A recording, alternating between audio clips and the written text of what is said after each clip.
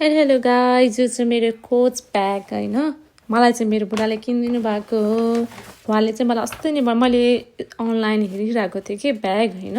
मलाई त थाहा पनि थिएन उहाँले मलाई ब्याग किनिदिनु लाग्नु भएको रहेछ भनेर। यो चाहिँ मेरो सरप्राइज ब्याग हो कि खासमा होइन। मैले अनलाइन लास्ट टाइमबाट हेरिरहेको थिएँ होइन। अनि म कामबाट घर आउँदा त मैले के भेटेँ हेर्नु न, मेरो सरप्राइज कोचको ब्याग। म कति लक्की छु कि म एकदम आफूलाई एकदम लक्की फिल गर्छु कि मेरो श्रीमान चाहिँ कति माया गर्नुहुन्छ भनेर बल्ल मैले होइन। उहाँले एकदम माया गर्नुहुन्छ मलाई होइन। हेर्नु न कति लक्की के म घर आउँदा कोचको ब्याग कि मैले जुन ब्याग हेरेको थिएँ उहाँले मलाई त्यही ब्याग किनिदिनु भयो। Thank you so much my dear husband यो ब्यागको लागि। हजुरले भिडियो हेर्नुहुन्छ भने मलाई थाहा छ होइन।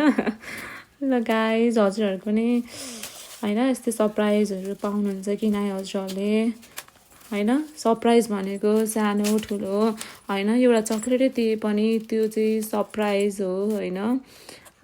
सानो सानो कुरामा खुसी हुन सिक्नुपर्छ होइन। इट डजन्ट म्याटर त्यो ठुलो होस् या सानो होस्, बट होइन सानो कुराले पनि हामी चाहिँ खुसी हुनपर्छ कि ठुलो कुरा चाहिन्छ भन्ने चाहिँ छैन।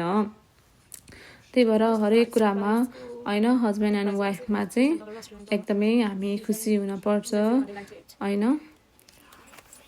यदि मैले रङ भनेको छु भने चाहिँ मलाई पनि यस्तो कमेन्ट गरेर भनिदिनुहोस् होइन सधैँ। थ्याङ्क यू सो मच मेरो यो भिडियो लास्टसम्म हेरिदिनु भएकोमा। Thank you everyone.